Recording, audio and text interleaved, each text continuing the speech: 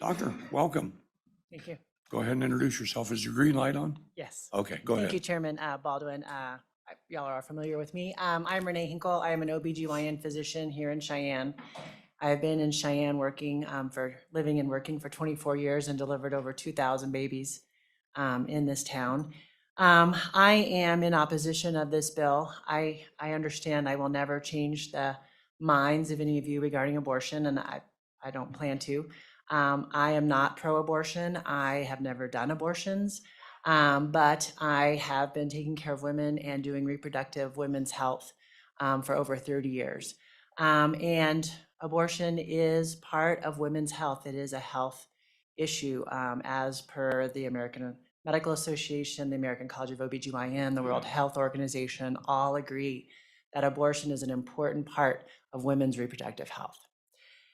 And as such, I would ask that this bill not go forward, mainly because the medications that are used for abortion are also used for other things. Mifepristone, which is what they call RU46, which is the abortion pill, has been used and has become the safest form of medicine for an abortion that we have. It's made abortion very safe and effective. And then there are studies now that are being done throughout the country that show that it is a very effective partner with misoprostol, which is the other medication we use for miscarriages. And the two of them together decrease the need for emergency room visits and DNCs and things like that with miscarriages. And so we use those medications for other things. And although the bill says that we can use it for miscarriages, we all know that pharmacists and hospitals and other physicians are not going to want to give that to us because they're not going to be prosecuted. And we've already, even without these bills in place, we've already seen that pharmacists are reluctant to give us misoprostol at times because they don't have a way to know that when we say that there's no heartbeat in this baby, there's no way for them to know that. 15 seconds. Okay, so I would just request that you not vote yes for this bill, not because I want to change your mind on abortion or not because there are other ways to do it, but because we use those medications for other reasons, and it will drastically affect how we take care of our patients. We use them for inductions of labor. We use them for postpartum hemorrhage to save people from getting transfusions or surgeries. We use them every single day. They're on every single one of our labor and delivery order sheets. So I would very much ask that you not make these drugs illegal, even with the caveat, because pharmacists are not going to give it to us. And it's going to affect the patients, the women of this state. Thank you, Dr. Hinkle. Just one request, a couple questions. Dr. Clarification then, as I read this, this is specific for the purpose of causing an abortion, but you're suggesting that perhaps the pharmacies would hold back just in general because this would be in statute.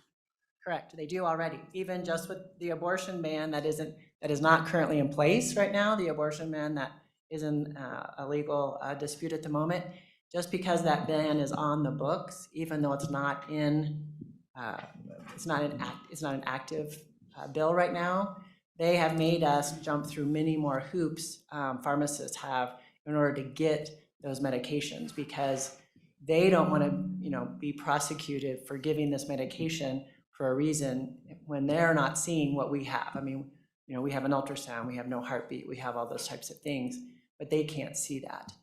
We also, when we write orders at the hospital, we have to indicate why we're writing them, whether it's for a miscarriage or for postpartum hemorrhage or something like that. And if you enacted this bill that actually makes them illegal for something, there will be pharmacists who just refuse to do it. And we will not be able to get those medications that we use every single day and save people from surgeries and transfusions and emergency room visits and all these types of things. I mean, we use misoprostol every single day, either for miscarriage or for induction of labor or for postpartum hemorrhage, every single day. Thank you.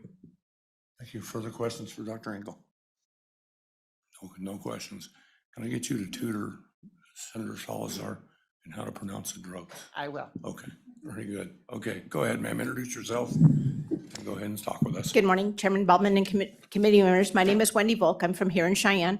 I'm a wife, a mother of 2 daughters, and we've been here for 5 generations and proud to be here.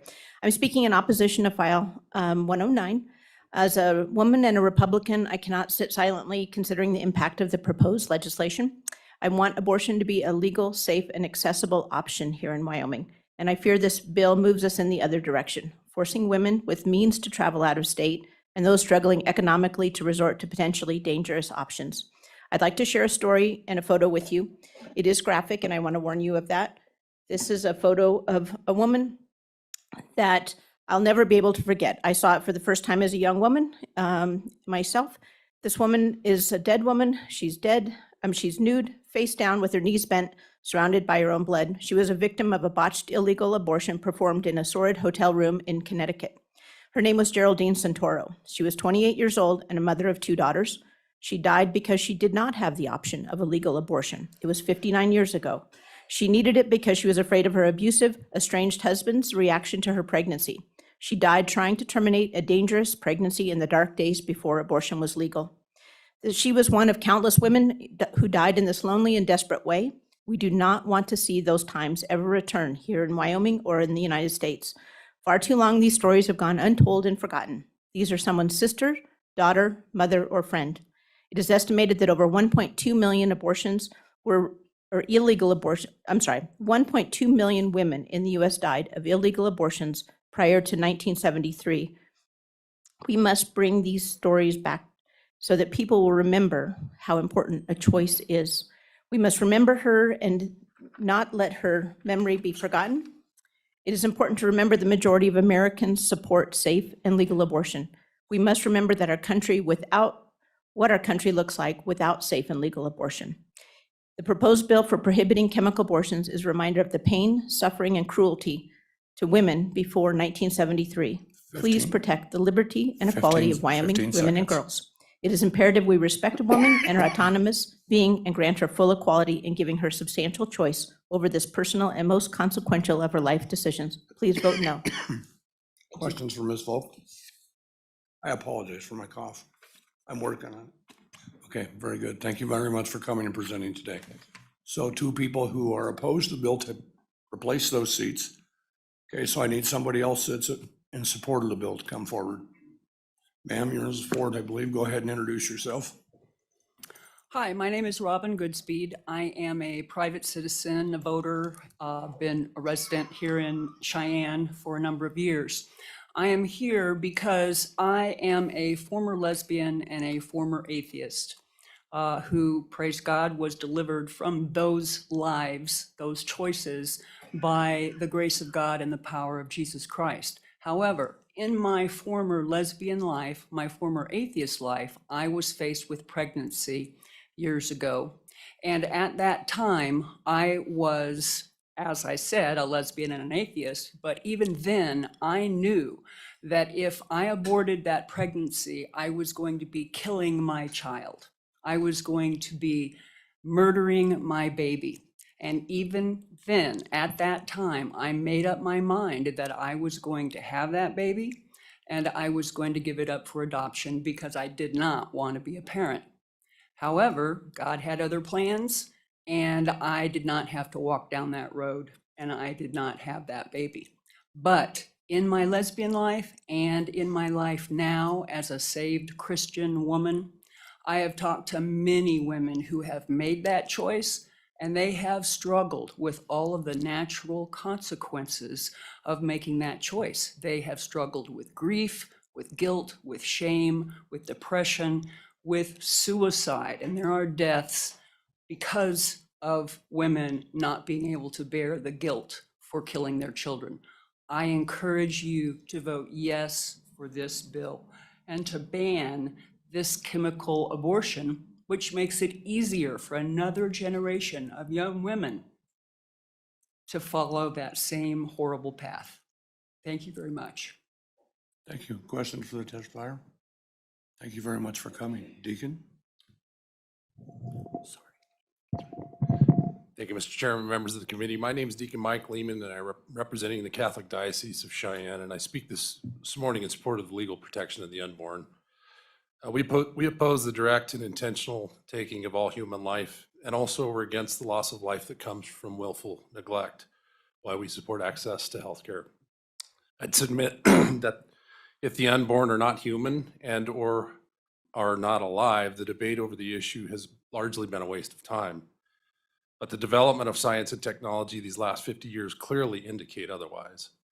Last night, I sent the committee a link to a 2013 story of a young man named Nick who survived an attempted abortion. Now, he's missing fingers on his hands and parts of both of his legs.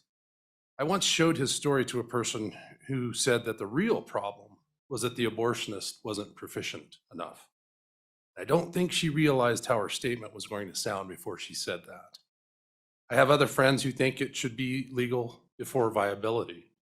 But our responsibility, we know this, for protecting others does not decrease the smaller and more dependent people become. We know our responsibility to protect our grown children is less than is required for the protection of our teenagers. Our protection of our teenagers is less than our need to protect our toddlers. Intuitively, we understand that the smaller and more dependent someone is, the more vigilant we must be in defending their lives. That intuition exists in our hearts and minds, but is absent in Wyoming law when it comes to the most small unborn. I suggested to the committee that Nick's missing appendages in some way represent the mass of missing humanity these last 50 years, with all of its diversity and beauty, but his spirit, Nick's spirit, and determination that drove him into sports like football and wrestling represent the human spirit, which can live and learn, and which can move forward with courage. Mr. Chairman, members of the committee, thank you very much for your consideration and for your service to the people of Wyoming. Thank you very much. Questions for Deacon? Thank you very much for coming up. I'll have you two switch seats with, find two other people that are in support. Ladies, choose who is first or arm wrestle or whatever you choose to do there. Go ahead and introduce yourself. My name is Christina Gonzalez, and I'm a registered nurse and trained sexual assault nurse examiner in the state of Wyoming. I am vehemently opposed to SF 109 as this bill neglects to consider the myriad of medical conditions, treatment options, and sound medical advice with regards to sexual assault patients. The sexual assault exception written into this bill assumes that reporting an assault is available to all victims, thus ignoring those in a community where justice for such crimes is unattainable. For 5 years, I worked on the Wind River Reservation, where I provided sexual assault exams for enrolled tribal members. In many instances, my patients would come in either moments after the assault or within days of being assaulted. Some sexual assault patients were in such a state of shock they often had not showered, eaten, or removed the clothes they were assaulted in. They were despondent and were resolved that justice would not be served. The first exam I performed involved a patient who was assaulted in the late hours of a Thursday evening, which went into the early morning hours of Friday. She was repeatedly assaulted by a man she knew and then by his relatives. At the first possible moment, she escaped the house and returned to where her 4-year-old daughter was staying with her sister and their mother. At the urging of both her mother and sister, the patient contacted the Victims Advocate Unit. And this part does have a little bit of graphics, so trigger warning for anyone who has experienced sexual assault. Upon exam, she was missing chunks of hair. Her neck had bruising indicative of being held down or possibly strangled. She had bruising under one eye and scratches along the opposite cheek. She had broken nails from fighting off her attackers, bruises, and bite marks along her abdomen and inner thighs. And I will spare you the details of how her genitalia had been violated. Per our protocol, I provided her with antibiotics, collected laboratory samples for STDs, HIV, and baseline pregnancy analysis. She feared retaliation not only from her assailants, but their families. She feared for the safety of herself, her child, and for her family members. Making a police report was not an option for her. I repeat, making a police report was not making a police report of a sexual assault was not an option. Now I ask you to consider the story of this woman whose recourse for justice felt unattainable. A 2020 report from the DOJ states 310 out of 1,000 sexual assaults go unreported, and this story is just one of 310 unreported sexual assaults. I'm a registered nurse for the state of Wyoming, and my primary duty is to treat, advocate, and protect my patients. This responsibility includes educating, advising, and counseling all medical treatment options available in my patient population. This bill as written and presented infringes on my duties and responsibilities I owe the victims of sexual assault. Questions, Senator Dockstader? Thank you for your work as a nurse. Clarification, why is the police report not an option? Is it the culture? What am I not understanding here? Christine, go ahead. In some tribal communities, and especially on a close one, like the Wind River Reservation, there's often connections between different families. It's very close-knit, and there's often some knowing of the assailant to the victim, whether or not they know them, or most, and I'm sorry, I don't have an exact number, but there is a high number of sexual assault victims. They know their assailants. It's not the boogeyman jumping out of the bush. In the case of my community, there are a number of victims who know their assailant, whether it be a relative, an intimate partner, or someone they know from around the neighborhood. And that, unfortunately, and that culture and that community, retaliation is sought against when you have smeared someone's name. And so for this individual and for many individuals that I have treated for sexual assault or domestic violence, they are unable and feel unempowered to make police reports because of the fear of retaliation, from being ostracized, and from the violence that could come from their family, from the assailant's family to their family. Okay. Thank you very much for your testimony. Go ahead, ma'am. Thank you, Mr. Chairman and members of the committee, for listening to me today. My name is Dr. Lauren Millette, and I am here today as a Wyoming citizen and as a physician to testify in opposition and respectfully urge you to oppose Senate File 109. I was born and raised on a cattle ranch in Newcastle, Wyoming, and was fortunate enough to go through the WWAMI program, and will be forever grateful for the support from this legislature towards me becoming a physician. I am now an OBGYN, having spent the last 14 years in education and training. I tell you this because physicians are dedicated to providing evidence-based care to our patients. As a WWAMI graduate and Wyoming native, I would like nothing more than to return to my home state and provide care for the women of Wyoming. However, restrictive laws such as Senate File 109, which would criminalize physicians such as myself for practicing within the accepted standard of medical care within the scope of our training, make it nearly impossible to do so. Speaking to abortion in general, abortion is a safe medical intervention and is essential health care that improves the lives, health, and well-being of those who need it. Medication abortion is a safe and effective evidence-based regimen. Medical decisions are personal, and Wyoming places high value on the protection of an individual's autonomy. Passing Senate File 109 is in direct opposition to this belief and effectively denies the people of Wyoming their bodily autonomy, which violates long-established medical ethics. Restrictive laws such as Senate File 109 place physicians in an ethical dilemma, forcing us to choose between our obligation and oath to provide safe, evidence-based medicine to our patients and substantial legal, and in the case of Senate File 109, criminal penalties. By passing Senate File 109, this legislature would be inappropriately taking sides on a medical issue with no evidence-based justification and controlling how physicians care for our patients, counter to the recommendations of medical experts, including the American College of Obstetricians and Gynecologists. In closing, Wyoming state laws should not criminalize physicians for practicing within the accepted standard of medical care and within the scope of our training for our specialty. I respectfully urge you to oppose Senate File 109. I would like to thank the members of this committee for taking the time to listen to my testimony today. Thank you, Dr. Questions, Senator Dockstader? Thank you, Doctor. Is it your thought too, and you didn't touch on this, we used the word criminalization. I'm not sure that we're criminalizing the doctor, but your thoughts on if we deal with these specific drugs, that it will cause pharmacists concerns for filling those prescription orders? What do you see a ripple effect out there that, like our previous OBGYN, that could Go ahead, Doctor. reach problems? And then, really quick, you'd Oh, go ahead. return to Wyoming as a doctor? That's a closing thought, but anyway, go ahead. Thank you, Mr. Chairman. Yes, Senator Dockstader, I agree with my colleague's previous statements. Making these drugs illegal, we've already seen that with contraception and other forms, makes pharmacists difficult for them to provide them. And as she mentioned, these are medications that we use not only for abortion, that's a small part of what we use them for. And yes, I would love to return to Wyoming and be able to provide care for the women here. Thank you. Further questions?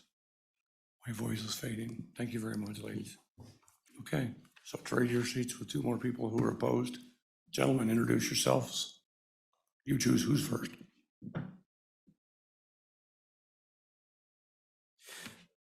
Mr. Chairman, Members of the committee, good morning. My name is Michael Barrow, and I am a Wyoming State Action Captain for Students for Life of America. I'm also the president of Cowboys for Life, the Students for Life group at Wyoming Catholic College in Lander, where I am a student.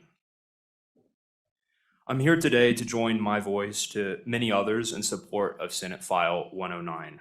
This legislation would ban the distribution and use of dangerous and deadly chemical abortion pills and protect vulnerable women. Around 40% of the children who die by abortion in America are killed by chemical abortion pills. And chemical abortion is 4 times more dangerous for women than surgical abortion. These drugs can expose women to a laundry list of severe side effects, including abnormal bleeding months after taking the abortion pill and infertility. Students for Life recently conducted a survey that found that 9 in 10 people in my generation oppose the current no testing online distribution of chemical abortion pills. The abortion lobby will try to use chemical abortion pills to circumvent future abortion bans in the state of Wyoming, and this law will stop that from ever happening. We ask you to stand with those women and stand up for them and the children who die from abortion each year in Wyoming. It's time for our generation to set an example to other states by ending the evil of abortion, and it's time that we set an example by protecting women and safeguarding the next generation of Wyomingites. Thank you. Questions, committee? I have one quick question. This would apply to anybody else that testifies, either pro or against. You gave us the statistics of the chemical abortion being 4 times more deadly. Where does that come from exactly? Can you quote that to us? I think that's important. I believe the 4 times statistic comes from Students for Life has quoted it, but I'm afraid I don't know the exact medical research board that provided that. Thank you very much. I would emphasize the importance. If you're going to give us statistics and things like that, try to tell us where they came from, because it is important. Yes, sir. Thank you very much for your testimony. Go ahead, sir. Thank you, Chairman, for your audience. My name is Andy Swallow. I am a student and a proud resident of Laramie, Wyoming. As Treasury Officer of SFL-UW, so Students for Life at the University of Wyoming, we are on the front lines of those young women who are being offered, pressured, and receiving these abortion pills. Last semester, ASUW, the student government of UW, saw a proposition to advertise and provide abortion pills to young women who were seeking them. Now, support of SF 109 is just the beginning. We have to make a concerted effort to support the other correct choices of either adoption or raising the unborn children themselves for these women. And when we look at these pressure tactics that are often being used by the pro-choice groups on campus, often unorganized but very sophisticated, whether it's through social media or through the direct channels with the student government, we have to keep in mind that these women often are in a place of desperation. Often they're hundreds of miles from their home state, away from their parents, their other relatives, their friends. It's obviously a very personal decision, and there's obviously a lot of intricacies involved with individual cases, but we have to look not only at the letter of the law, but the spirit of the law. Do we want to decide to be a state where we only choose the choices that will be the least amount of effort for all of the parties involved, the ones that will sacrifice human life for the sake of our own convenience or our own safety, perhaps? Or do we choose a moral decision? Do we choose a decision to be spiritually enriching, not only by taking care of the women involved in these very difficult decisions of choosing between the pill or a medical abortion or otherwise, and also for the long-term care and protection of the children? With that, I will yield back. Questions for Andy? Thank you very much for coming and your thoughts. So trade your seats with 2 who are in not opposition. This is the opposition, in support. Go ahead and fill those 2 seats. You'll be next up after. Go ahead, sir. Thank you, Mr. Chairman and members of the committee. I'm Dr. Larry Miley, and I'm a board-certified pediatrician who trained at Children's Hospital in Denver. In the past, I've also been head of the State Health Department for 4.5 years and presented the budget to the Joint Appropriations Committee for 4 years. I'm also, I was recruited to come to Wyoming as medical director of what was called the Improved Pregnancy Outcome Program. And just as an aside, I did visit every hospital in Wyoming that did deliver babies. When I was the head of the health department, we did computerize the Medicaid program so that now you have some statistics to go over things. I'm going to take this from kind of a broad perspective. I've been impressed by the legislature thinking how important families are, and that families are the ones that should be making decisions regarding what the family should do. And I know it's been thought that families should have the decisions about whether they have their children immunized or not, and also whether they should wear masks, et cetera. The thing that I find interesting is if families are important in making decisions, why is it that families that are trying to make decisions regarding the size of their family, whether they can nurture and afford children, why that no longer is a family decision, but that becomes a legislative decision by elected people in the family. So anyway, I am opposed to this because I think that to take away the family's prerogative to make decisions regarding how many children they can care for and nurture and afford should be their decision. 15 seconds, go ahead. sir. Okay, let me finish up with what I think will happen with this one. And I know this bill will pass, and I appreciate you letting us give our opinions here. But my prediction is that there'll be a lot of mail order prescriptions. There will be an increase in the infant mortality rates in the state of Wyoming, and it'll be very difficult to recruit physicians to the state of Wyoming, particularly physicians that are thinking about that would be doing obstetrics. Okay, thank you. Any Okay, questions? for the thank you. doctor? Go ahead, Senator Dockstead.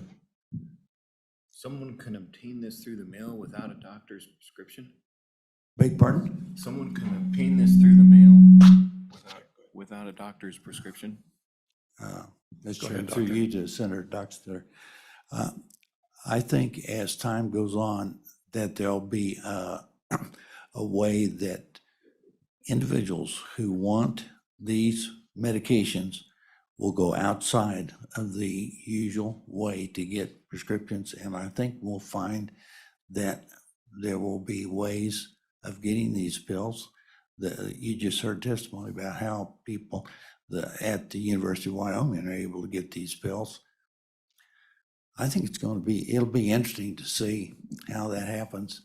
And I do think that once families are unable to determine how many children they want, that we're going to see the infant mortality rates go up. And when I came to Wyoming, we, as medical director, the infant mortality rates in Wyoming were horrendous. In the 60s and 70s, Wyoming led in many cases, led the nation in infant mortality rates.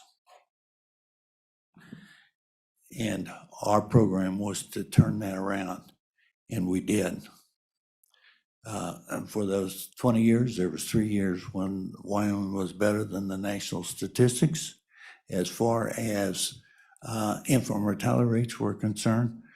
After our program, during our program, and following our program, we were always better than the national statistics as far as low infant mortality rates. And I think that's because we spent a lot of time going around the state teaching OB and neonatal nurses the importance of keeping babies warm, pink, and active and sweet. Warm, sweet. In that order, correct? Yeah. Very good. Thank you very much, Yeah, Doctor, for your testimony. Go ahead, ma'am. Mr. Chairman, committee members, thank you for the opportunity to speak here today. I'm speaking on behalf of myself. My name is Nikki Kaufman. I am 32 years old. I am very lucky to be engaged recently to a born and raised Wyomingite wildland firefighter, wonderful man, which makes me, for the first time, really want to start a family and have children. I'm very excited about that, but candidly, I'm also terrified, and not just at the idea of raising a tiny human, which also sounds both joyful and very scary, but I'm really excited. I want to be a mother. I think we would be great parents. I'm scared because of the number of women my age who have found themselves in the very heartbreaking situation of having a miscarriage. Many of my friends have experienced my age, a few years older, 1 to 2 miscarriages at this point. And as you probably know, and I'm grateful for Dr. Hinkle for talking about this, a miscarriage sometimes completes on its own, and other times problems occur when the uterus does not completely empty and medical attention is needed to prevent life-threatening situations. That is so scary to me, living in a rural state where my medical provider could be 8 to 10 hours away, who would be able to prescribe a drug like this. And I know, of course, in the bill, chemical abortions would be deemed legal in cases where the pregnant woman's life is in physical danger. But as we've heard from several people who have already testified, physicians and doctors are already scared, and we haven't even passed this bill. We've heard situations like this in Texas where pharmacists will not prescribe this medication for miscarriages out of fear of going to jail. So it's not cut and dry. And as we continue to see young people flee the state for places with healthcare policies that make them feel seen and heard and wanting to raise a family here, I would urge you to oppose this bill so that we can keep people excited to have those opportunities and be part of this incredible state. So I respectfully urge you to vote no on this bill, and I really, truly appreciate you all listening to all the testimony today. Thank you. Thank you very much, Nikki. Any questions for Nikki, committee? Thank you very much. We'll let you guys trade your seats. Go ahead, whoever wants to be first there. We won't make you arm wrestle, just you choose. There we go. Mr. Chairman, members of the committee, my name is Gary Brown. I'm from Cheyenne. I'm a father, grandfather, and great-grandfather. This is very personal with me. When I was in my late 20s, I married my second wife. Did not know that she was in favor of abortions. After becoming pregnant, without my permission, of course, and against my choices, she aborted my child. I left her, and within a few days, she came to me and begged me to come back, promising me she would never do that again. A few months later, she came to me, told me she was pregnant, and despite my wishes, she was going to get an abortion again.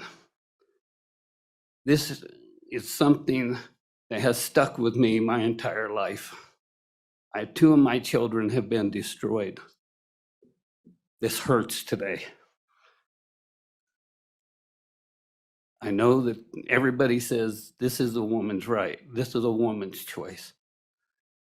But fathers are destroyed through abortion. Thank you.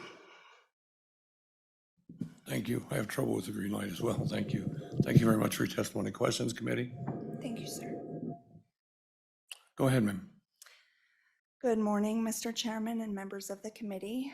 I am Mara McManaman, fourth generation Wyomingite from Goshen County in Torrington, Wyoming. I want to begin by stating that I found the article that was referenced earlier. It is from pubmed.gov. It is a study that was conducted, and I have the results here, if I may approach. Okay, basically, really quick. It says the overall incidence of adverse effects was 4-fold higher in the medical compared with surgical abortion cohort. So it talks about hemorrhaging and all of those things, but I'd like to stick to my testimony here. Go ahead. I am in support of this bill 100%. I would like to urge each and every one of you to vote aye. As Secretary of State Chuck Gray said in the Right to Life March, and I'm paraphrasing, he said, but Wyoming could become a sanctuary state to the unborn. Thank you, and I'm available for questions. Questions, committee? Thank you very much for the testimony, for traveling down here to give testimony. Absolutely. Thank you very much. I have support. Now I need 2 opposition. You're in the wrong seat. Former representative, we should know better. So anybody else that's in opposition, please come up. Go ahead, ma'am. Thank you, chairmen of the committee. I come to you as a hardworking college student from Wyoming, coming from a ranching family of nearly 6 generations. I was born and raised in Cheyenne with the values of coming from the equality state. I have a dream of becoming a parent and a lawyer who hopes to run for office someday. And I look to you as the representatives I elected as role models who I hope to emulate in the future. I am against this bill, and I urge you to listen as to why you should vote no. I know many in our community and even in this room are parents, and I know after speaking to my parents that taking on the lifelong responsibility of parenthood is a Herculean task. I hope to someday be a parent, and I want my child to have the right to life, but I want them to have the right to equality of life. You see, I'm a full-time student working several jobs and athletics at the university. I would be unable to sustain my current path towards my career if I had to become a mother right now. I wish only to have the equal opportunity in Wyoming to complete my education just like my male peers who do not have to worry about the physical toll of becoming pregnant or giving up their education to become a full-time parent. Please let me, as a student and young person of Wyoming, have an equal opportunity to finish my law degree so I can support my family later in life. In Wyoming, we desperately need young people to stay here and become the next generation of leaders. But what message are we sending when our government unequally and disproportionately decides the trajectory of women's lives for them? Young women should have the liberty to pursue their education and their career without government say-so, just as they should have the freedom to choose when, how, and with whom they become a parent. This will make a better Wyoming, giving young people the access and opportunity to decide when and with whom they can provide their child with the best quality of life. Before you vote today, I beg you to consider how you are driving our young people away from this state. We want to have opportunities, and we want to have the agency when it comes to being able to decide our futures, our lives, and our individual paths to parenthood. Thank you. Thank you. And I would ask you, I perhaps missed your introduction. Can you tell us your name again? Grace DeReamer. Okay, thank you very much, Ms. Dreamer. Any questions, committee? Hearing none. Go ahead, sir. Good morning, Chairman Baldwin, members of the committee. My name is Greg Hunter from Laramie, Wyoming. And I want to tell you something I learned when I was working on a thoroughbred horse farm, is that if you have a good vet, you don't need a doctor. So any drug that you could give to a horse, xylazine, the date rape drug, ketamine, ivermectin, for instance, a human could take. Just you have to have the right dose. And these particular drugs that you're banning are used by the veterinary community to do a lot of work on horses. So my understanding is, if I've watched this committee in the past, that veterinarians were exempted from reporting on the drug use that they inject into the community compared to, say, physicians and pharmacists. So I think we're going to have to probably clean that issue up, or we could decide as legislature and as humans that we would accept our constitutional values and not start injecting, really Stone Age religious beliefs into our laws. So I'm opposed to this bill, and I think you know, there's going to have a lot of consequences when you ban these drugs. And just as the other doctor said, humans, just like the drug war, it never worked. We're going to find a way, and you're going to criminalize a lot of people and drive a lot of people away. So I'm opposed to this bill, and I think you should vote it down. Thank you very much. Questions, committee? Hearing none, thank you very much Thank for you. testifying. Okay, we'll move to the gentleman who's in the wrong seat. Two more people who are opposed can please come forward if you're here. Go ahead, Nathan. Thank you, Mr. Chairman. Committee, my name is Nathan Winters, President of the Wyoming Family Alliance. What I want to do is just provide you with the statistics people have been citing. I want to give you the original sources, and I'll follow up by emailing this to you. This was a meta-analysis that was taken by the Charlotte Lozier Institute, and much of their work comes from the Obstet Gynecol journal for obstetricians. And they are the ones that have been able to demonstrate that chemical abortions have a complication rate 4 times that of surgical abortion, and as many as 1 out of 5 women will suffer complication. Following that, 3 to 7 out of every 100 women who choose chemical abortion early in pregnancy will need follow-up care to finish that abortion, with as many as 7 to 10 needing follow-up care for chemical abortions in the first trimester after 63 days of pregnancy, and up to 39% requiring surgery if accidentally taken in the second trimester. With that, obviously there have been some individuals opposed to this particular bill that have pointed out that they need the ability to be distant from a hospital and potentially take this kind of medicine, when the statistics would say that is extremely dangerous. That's the reason why these kind of chemicals need to be something that is very carefully looked at. And that's why I'm also for this particular bill. I think it's important not only for the health of the child in the womb, but also for the mother as well. Thank you, Mr. Chairman. Any questions for Nathan? Hearing none, go ahead, sir. Introduce yourself. Good morning. My name is Tom Jacobson, as an individual citizen of the fine state of Wyoming. Chairman Baldwin, senators, I'll keep this short because I think this debate really can be boiled down to one thing. And however you frame the argument in the abortion debate, in the final analysis, it's taking a life. A life that was given to a child through God, as I believe, and most of us probably would concur with that. I don't see that having a right to take that life furthers anything within our society unless there are extenuating circumstances regarding a mother's health, etc. You know, I was graduated from high school at Central in 1976. It was a very poignant time because I remember too that was when the whole abortion debate came up and abortion was legalized. As I recall then, and this has been a few years ago, but I had heard the statistics that there had been some 1 million women who had died of illegal abortions at that time. And that was probably the justification for trying to keep these laws in place to give a person the right to go abort.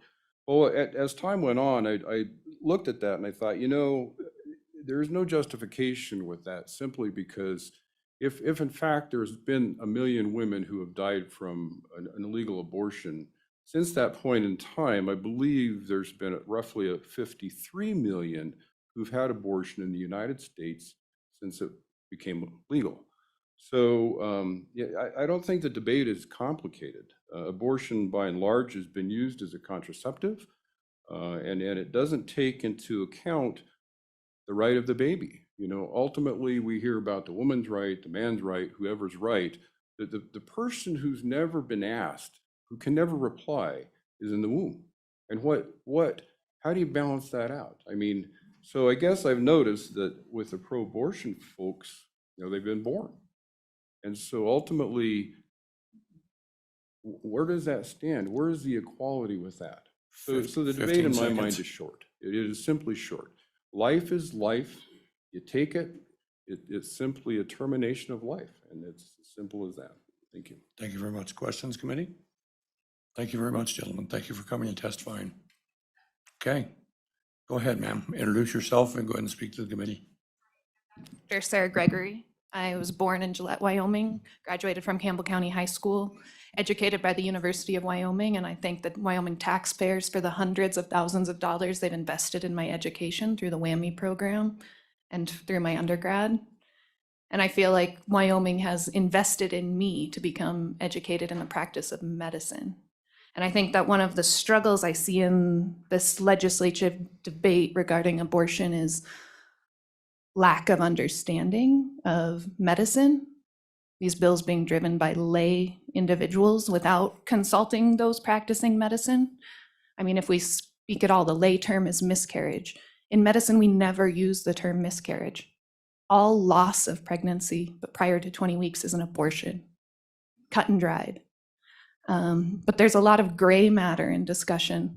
What about a fetus with a heartbeat and a dilated cervix? That's called an inevitable abortion. That woman may chronically bleed, maybe not to death, but where do I draw that line? Do I draw it when she's tachycardic and I send her to the ED for a transfusion? Do I draw that line when I'm actively having to operate on her, when I'm sending her to the ICU? I mean, these are medical decision-making processes that I sit with these women, inevitably in my office with loss of pregnancy. 1 in 3 pregnancies ends in miscarriage. In spontaneous abortion, that's the medical term for miscarriage. But there's also those in-betweens, like inevitable abortion. And I think the lack of understanding is spoken to by the general public and this bill. That takes away kind of the liberty and autonomy of physicians, of me having that discussion with my patient in my office, of determining if it is a therapeutic abortion, if I'm offering her a chemical option, so which is safe up to 70 days of pregnancy. And a significantly safer option if she chooses to want to do that at home with her husband, whether it is a spontaneous abortion, a missed abortion, that means a fetus without a heartbeat within the uterus, that I would treat exactly the same way as I would a therapeutic abortion for a patient who had undesired pregnancy. And so in counseling patients, it's very similar, but I offer each and every one of my patients in my office the option between medical management, surgical management, which comes with its own set of risks, and management of abortion types with at home, allowing them to pass spontaneously. And again, that's the woman's choice that I have with her in my office, to allow her the autonomy of her body to make that decision. 15 seconds if you want to wrap it up. So I speak to this group against this bill to support, I think, the practice of physicians within Wyoming to care for the women of Wyoming. Thank you very much. I feel so much like the Grinch up here telling people 15 seconds. I am the Grinch, it's true. Questions for the doctor committee? No questions. Go ahead, sir, introduce yourself. Excuse me, Chairman, Senators, and thank you, Dr. Gregory. I'm Dr. Austin Barnes. I'm from, well, born in Colorado, just down the road in Greeley. Raised all of my life in Nebraska and then went to Texas for residency, and now come to find Cheyenne my home, and hope to have it as my home for quite some time because it is a great community. Okay, I think highly of Wyoming, I think highly of Nebraska, and I like Colorado for its reasons as well. Okay, but coming from Texas, I can give you examples of some of the things that our own doctors have said. I had a patient who got Cytotec, which is one of these pills that we're speaking of. She thought she was only several weeks pregnant. It came over the border in the mail from Mexico. She was 30 weeks pregnant. So she started taking the pills, about caused her to have an abortion, but she was 30 weeks pregnant. So she delivered a baby at home that nearly died as a result of her still being able to get these meds that she wasn't able to otherwise legally get because we were out in the middle of nowhere. The closest access to abortion clinic at my area was 4 hours away. It was still legal at that time, okay? But since the most recent enactments down there, it does not become. Now, to the second point that pharmacists will have problems with this drug, it's not only a problem of legality, but it's also a question of what are their values? What is their background? If they have religious qualms or ethical qualms with abortion, then they often will refuse to give this drug regardless, okay? Now, a third little snippet I will put in here, and I don't have, and this is the reason I had to apologize to you earlier, I'm 24 hours now, 26 hours post-call from delivering 3 babies last night via C-section, which were very urgent, emergent C-sections, each one of them. And with each pregnancy that you have at full-term delivery, your risk of dying is still higher than with a miscarriage or having a cytotech abortion. So I thank you for listening to me, but that is anecdotal truth as well. Thank you, Doctor. Questions? Senator Dockstader. Thank you, Mr. Chairman. Doctor, thank you for coming. You practiced in Texas. I'm assuming they had this same similar law. And you're saying they had that problem of, even though we have specific wording, eliminating these drugs causing abortion, they had the cultural problem as well as what do we do? What do we do with this? This is, some just won't do it because, I take it you said because of their own values, but are there other matters? I encountered more. Please speak through the chair when you speak. I'm sorry, I wasn't trying to direct it at No, any one you're fine. person, just post-call and delirious at this point, excuse me. But it was more a religious sort of exemption that they qualified them not wanting to prescribe this pill for. Meanwhile, I was having a patient bleed significantly out as she was trying to legally have this miscarriage, essentially. Senator Bouchard. Thank you, Mr. Chairman. We hear these cases that have been brought, but almost 90% of the answers when women were surveyed, these issues that you mentioned aren't in the bulk of that 90%. It's, not ready for a child, can't afford it, have other people depending on me. I have grown children, done with childbearing, don't want another child, don't feel mature enough to raise a child, would interfere with my education plans, would disrupt career plans. Those are 90% of the answers. And it was troubling to me to hear the opposition to a doctor that has religious beliefs.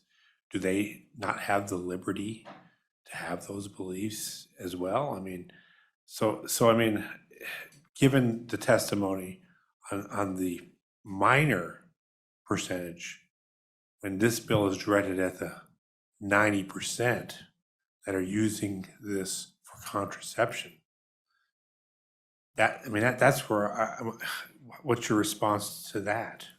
I respond that that's 90% of women who aren't healthcare providers who have to do this for their patients every day.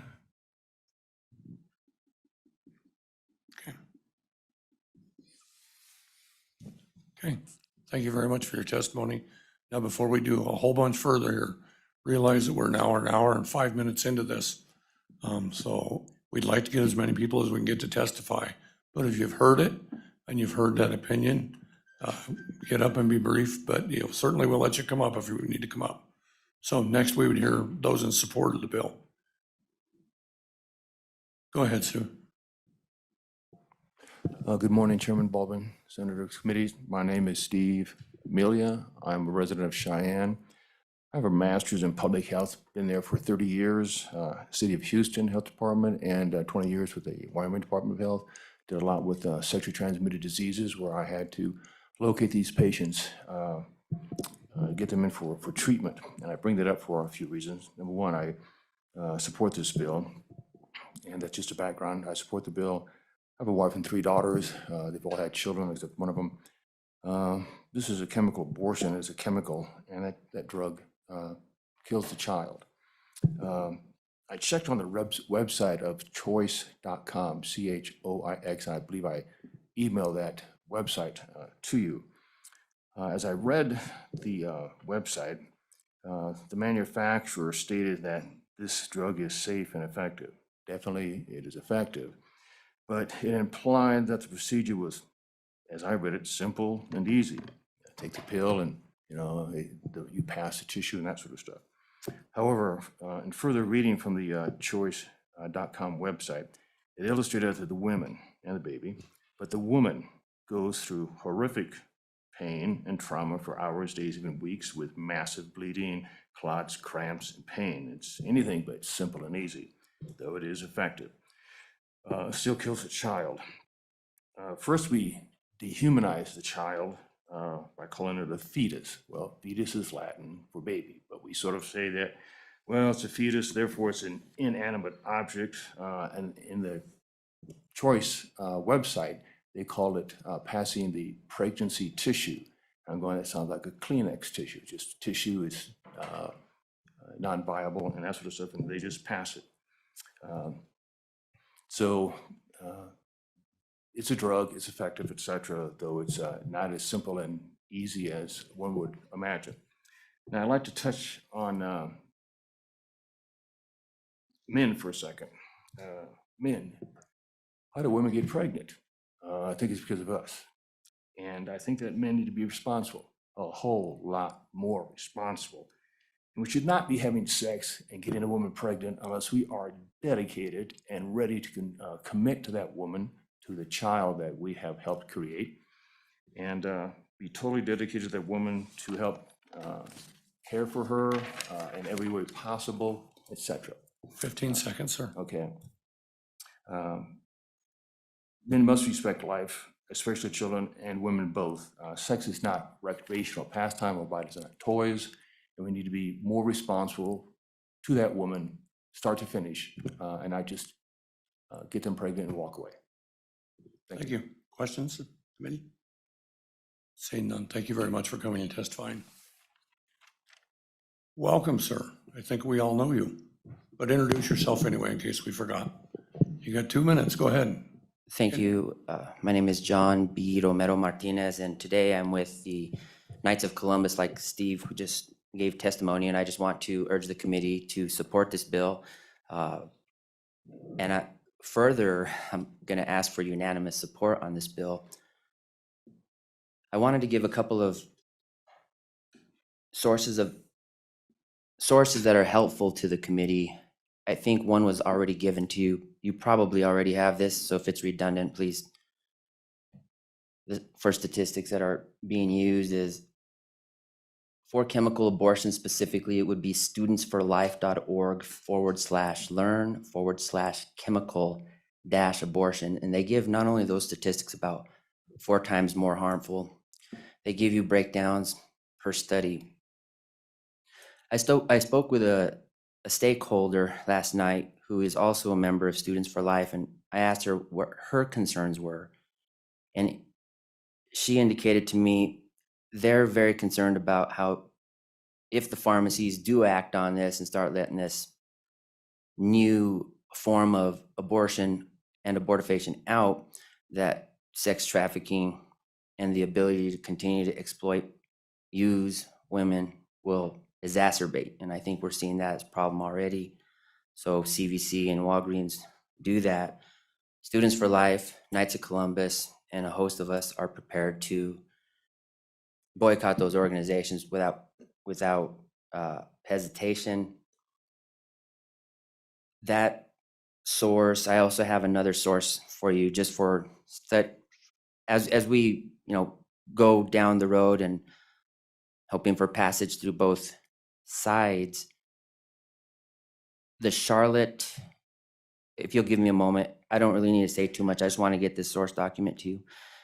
Dr. Ingrid Skopp, medical doctor of the Charlotte Lozer Institute, yesterday night, just a senior fellow and director of medical affairs, was talking about the erroneous study published by the Commonwealth Institute. So I just wanted to give those 2 pieces of study. Again, urge support of this bill, and thank you for all you do. Thank you, Mr. Martinez. Questions, committee? Seeing none. Mr. Winnie, go ahead, sir. Mr. Chairman, Bill Winnie, Sublette County. At the risk of, I guess, being labeled as somebody that happens to believe in Stone Age religious beliefs that was mentioned earlier, I bring to you what I think is the core of the issue for you. The courts have a way, their bureaucracy in a lot of ways, and they handle tough decisions by defining it away. And so I would offer you that we in this nation believe in life, liberty, and the pursuit of happiness. I would ask you, when does that attach to the embryo or the fetus or the baby or the infant? And when does the right to life, liberty, and pursuit of happiness of the mother override that of the embryo or fetus or baby? And I think the only real answer is you have to look into your heart to find that. Subject to your questions. Thank you.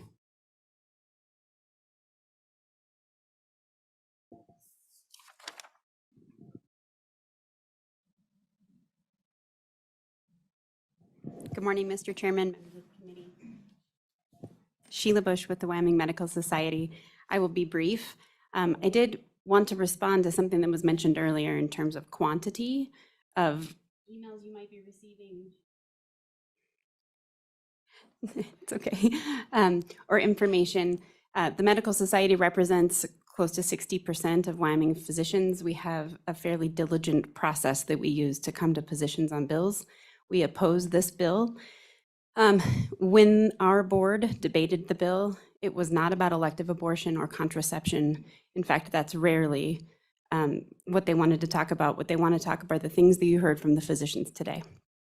And so I understand that you've gotten a lot of emails from constituents talking about what this bill means in their personal lives. I'm here to represent the physicians and what this means in the medical practice in the state and their ability to care for women and the dramatic impact that this will have on women's health. As you heard from multiple physicians, they use these medications daily. They use them to save lives. They use them to save families staying together. And this will undoubtedly impact that in an incredibly negative way. We deeply respect the different opinions on this bill. We recognize it's very emotional. I will tell you that the bulk of my board is pro-life. They have very strong feelings that way, and they unanimously want to oppose this bill for the reasons that you heard that have nothing to do with contraception or elective abortion and have everything to do with their ability to practice medicine and save people's lives. With that, I'll stand for questions. Thank you. Senator Dockstader. Thank you, Ms. Bush. This vote, it's a board vote or it's all of the membership of the society? Is it an open vote or a closed vote? Ms. Bush. Mr. Chairman, Senator Dockstader, the Medical Society elects a trustee from each county. Each county has a medical society. They elect someone to our board, and so we reflect the opinions of our members through those county trustees who sit on the board. We also have a second mechanism by which we can get the opinion of all of our members through an electronic opinion gathering platform. And so we do our very best to really understand how our physicians feel. And when we talk about criminalization of physicians, and we talk about the legislature getting involved in the very prescribing of which medications might be available to them, the debate on elective abortion takes a deep second seat to their ability to practice medicine and save people's lives. Thank you. Quick follow-up. Go ahead, follow up. Open or closed vote? Open or closed vote? Open or closed? At the board, it's an open vote. Mr. Chairman? Go ahead. On the record then, it's a public vote?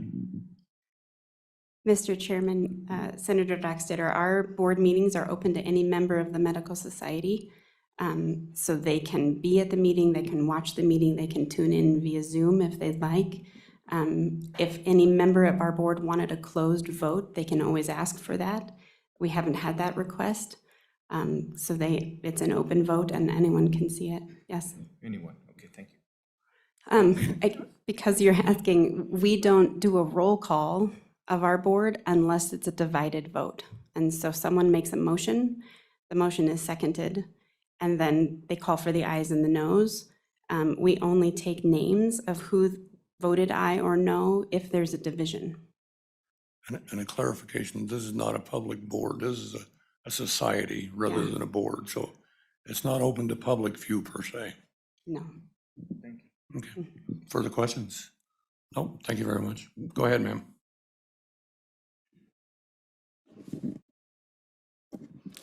Good morning, Chairman, Senators. My name is Betsy Fitzsimmons. I'm an average homemaker.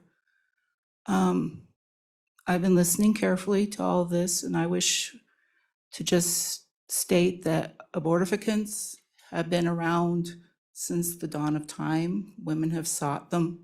Women have found ways to prevent pregnancies and abort fetuses or babies, as you wish.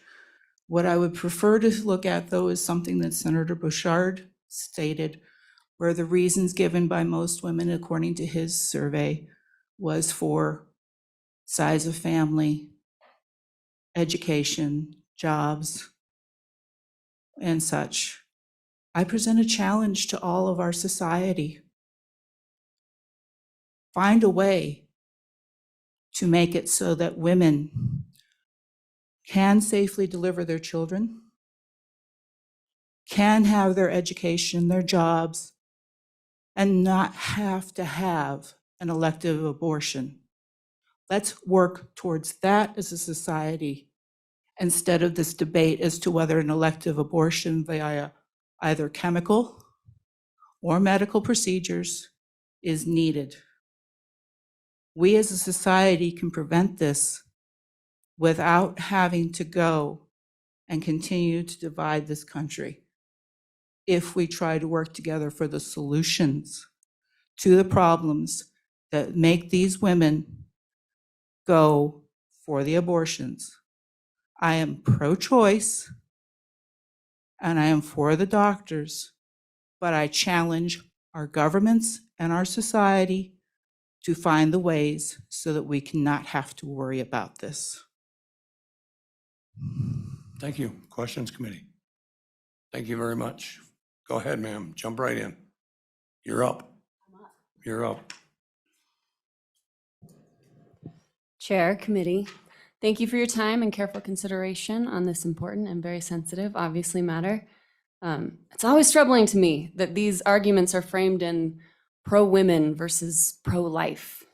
I feel that although I'm here very much against this bill, my entire adult life has been centered around trying to keep children very much alive and well, 4 of them. I began my motherhood journey with an unplanned pregnancy at 18 years old and became a mother at 19. Although unplanned, I chose to continue with the pregnancy, became a mother very young. I was very privileged to have community and a family full of supportive people. And still, even with all of that support, my family struggled in poverty for over a decade. The bottom line is we do not have adequate support for underprivileged families.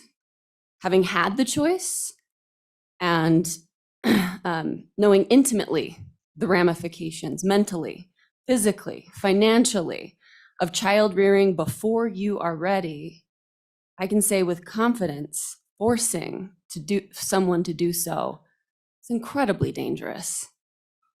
I wanted to end real briefly just to talk about belief a little bit, as Senator Bouchard expressed concern for respecting people's religious beliefs. The core argument around this debate is a matter of belief, right? The belief of when a life begins. And when it comes down to it, that belief varies from person to person, from religion to religion. And the only way to respect everyone's belief is by maintaining access to abortion care. Personally, you are free to teach and preach whatever you choose in your home and at your pulpit, and I support everybody's right to do so. But I believe, as someone who attends church every Sunday, as someone who has experienced the miracle of pregnancy and bringing 4 lives into this world, I believe personally, spiritually, that a life does not begin at conception. I believe it is much more nuanced than that, and I believe that is between me and my God. You're welcome to disagree. I respect your beliefs. You're welcome to pray for me. But please do not infringe on my beliefs with yours. Thank you. I'll stand for any questions. Thank you. Senator. Thank you, Mr. Chairman. Superloaf. Hey. Got you. Thank you very much. That's an easy question. That was easy. That's me. Thank you We go very way much back. for your testimony. Seen a little bit of a break in people jumping up here. We're going to switch to online. I will tell you that sometime in the next 20 minutes, I'd like to terminate this and bring this to committee to bring it to a vote. And I apologize to Senator McEwen. We probably won't get to your bill until Friday. But we will get it. So let's switch to online. Let's bring two people in that are supportive of the bill if we can. If they can raise their hand, all those who are in support of the bill, we'll bring two in. And I remind you to try to keep your testimony brief. We'll stop testimony in about 20 minutes, if not before, so we can vote on it. Okay, Mr. Chairman, if those in online in support would raise their hand, I can admit to. So get the hands raised so we can get you on.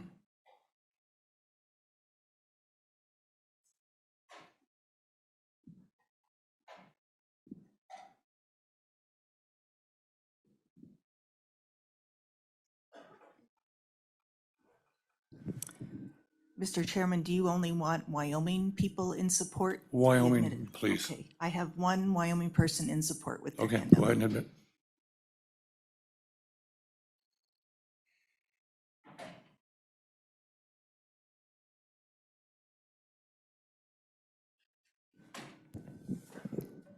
Mr. Chairman, I've admitted Bob Brechtel. He needs to turn on his audio and video. Mr. Brechtel, if you can hear us, if you can turn on your audio and video. we're ready. Mr. Chairman, can you hear me? We can. Go ahead and introduce yourself. Thank you, Mr. Chairman. This is Bob Brechtel from Evansville, Wyoming. Mr. Chairman, I rise in support of Senate File 109.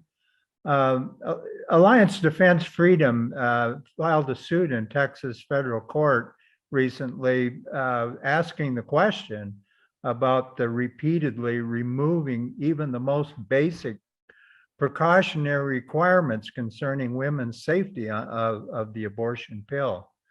Because of the deaths directly attributed to the abortion pill and because of seemingly thousands of injuries caused since 2000, the abortion pill to me seems to be proven unsafe for women. And it's not a good replacement for a woman's doctor who can accurately diagnose and treat potentially serious issues that a technician over a video conference, for example, cannot. The focus of killing the baby in the mother's womb should not be a primary focus of healthcare. That abortion is not healthcare. Treating the woman to preserve life and health does not call for a first priority to the killing of her child, but sometimes the baby dies as a result of a procedure. This is not the intent and therefore is not abortion. Thank you, Mr. Chairman. That concludes my testimony. Thank you very much, Mr. Brechtel. Questions for Mr. Brechtel? Seeing none, sir. Thank you very much for coming to visit us today. Do we have anyone else online? Mr. Chairman, that was the only person from Wyoming that raised their hand. Okay, let's hear in some support. opposition from Okay. Wyoming, please.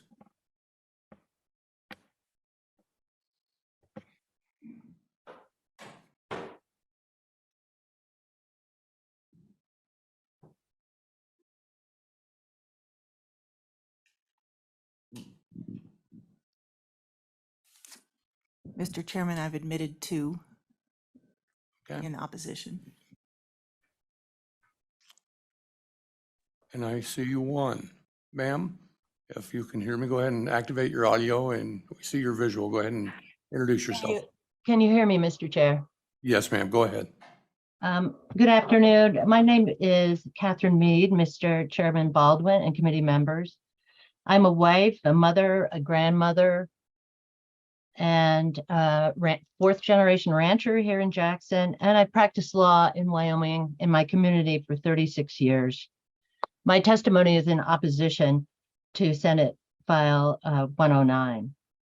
Article 1, Section 38 of our Constitution, which was passed by the voters of Wyoming in 2012, says, and I quote, each competent adult shall have the right to make his or her own health care decisions. Doesn't exclude women, doesn't exclude pregnant women. It's quite simple. In 2012, our community, our state, determined that we didn't want government involved in our healthcare decisions. Now, because it's not really easy to argue that women aren't competent adults, the argument has gone to, well, abortion is not a healthcare decision. You've heard today from several medical doctors who say, indeed, it is. When our Wyoming citizenry voted in 2012 to keep the government out of our healthcare decisions, they did so with full knowledge that abortion was legal in our state at that time. Abortion still is legal in our state and will be until a court decision concludes otherwise. But in light of our Constitution, this is not a rule. It's not even legislation. It's our Constitution. It gives every one of us the right to choose our own healthcare decisions. I would urge you to oppose this action. Article 1, Section 38 also provides that if the legislature can make reasonable and necessary provisions to enforce this law. But it also says that the state of Wyoming shall act to preserve these rights from undue governmental infringement.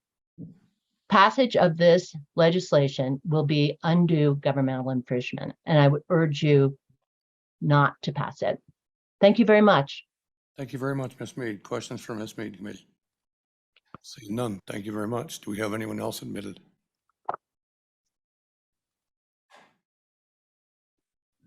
Yes, Chairman, I admitted Dr. Anthony.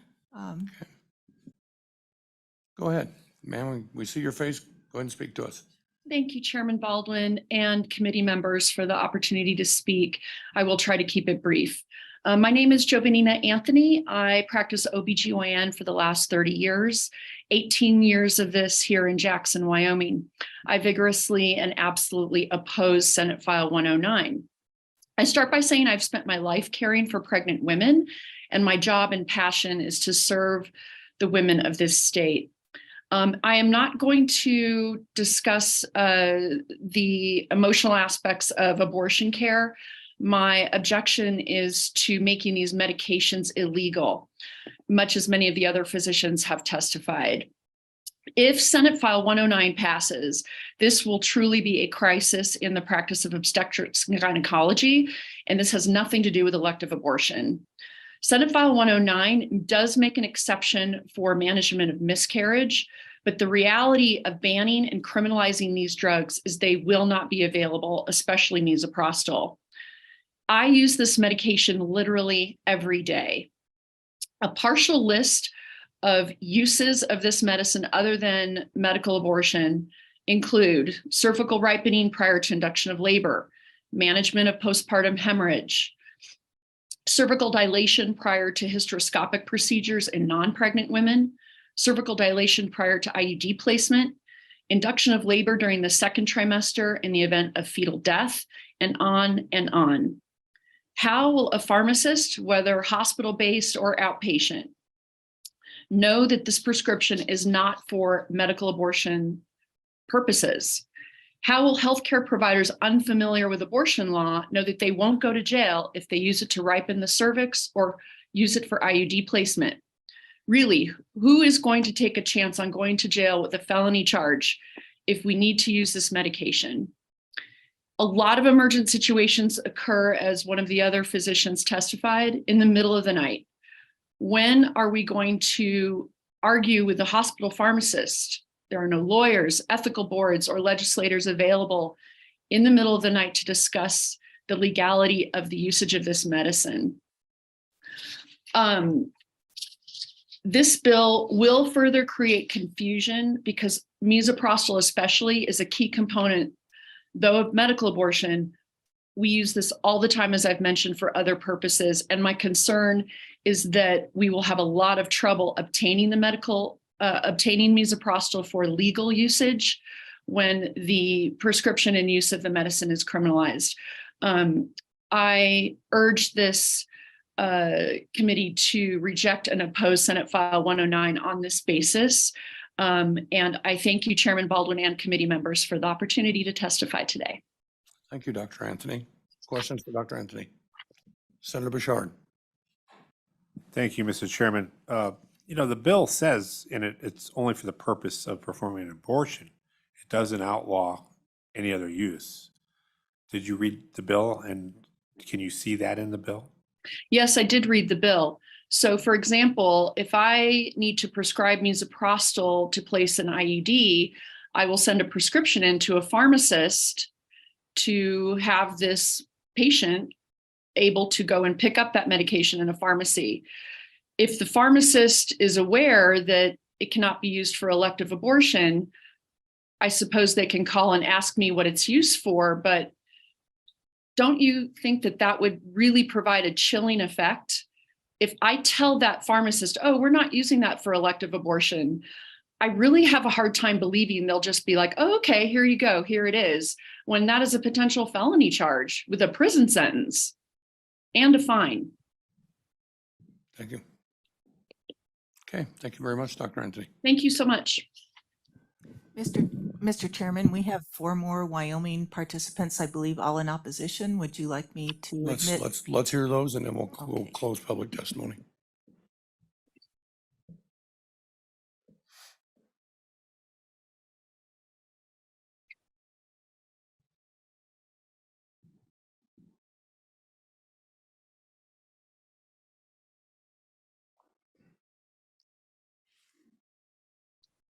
If you've been invited in, please activate your audio and video so we can get you on.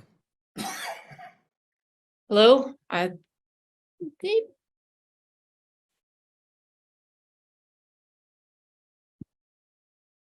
Hello, can you hear me?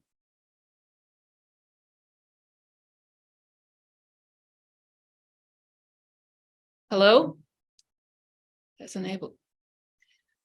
I'm just going to go for it here.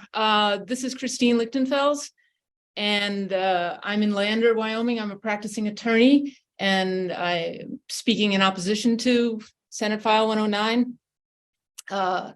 In response to the some people suggesting that medication abortion is unsafe, I want to present to you the mifepristone U.S. post-marketing adverse event summary from the FDA, which found that it is very safe, and the percentage of any deaths is 0.00064%, which is tiny. Penicillin has a mortality rate significantly more than that.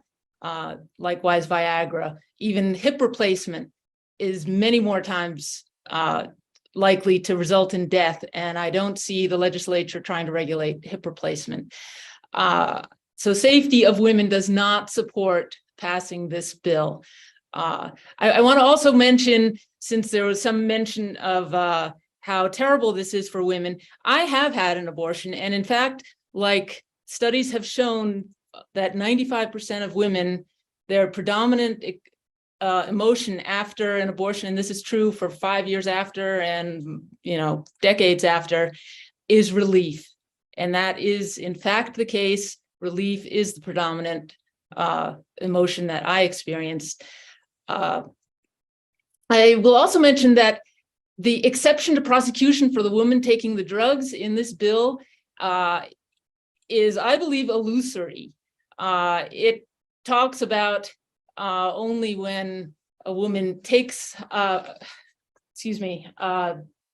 when a woman upon whom an abortion is performed or attempted, in which a chemical abortion drug is used.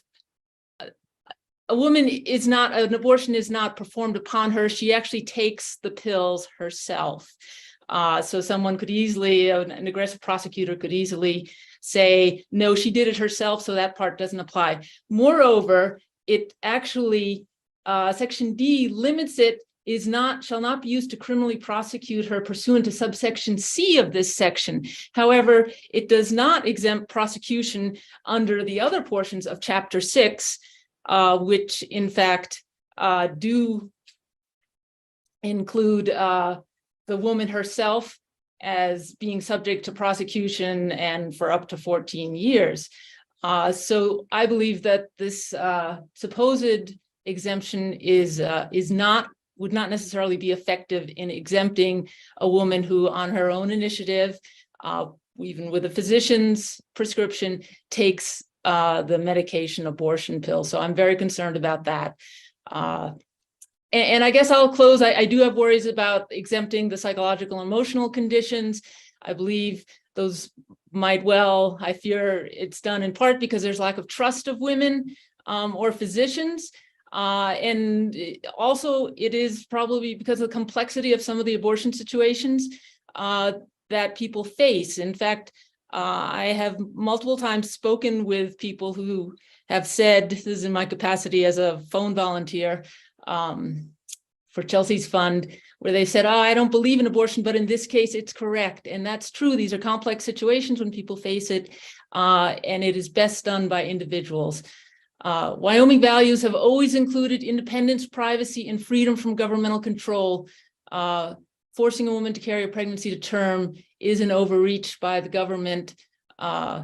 This is not where the legislature should step in. And in fact, the legislature has had it right before when it was legislating family planning and contraception in Wyoming Statute 42.5, 102, where it said 42.5, 101 shall not be interpreted to interfere with a person's religious beliefs, and we've heard lots of discussion of people's religious beliefs here, nor shall it restrict self-determination in the procreation.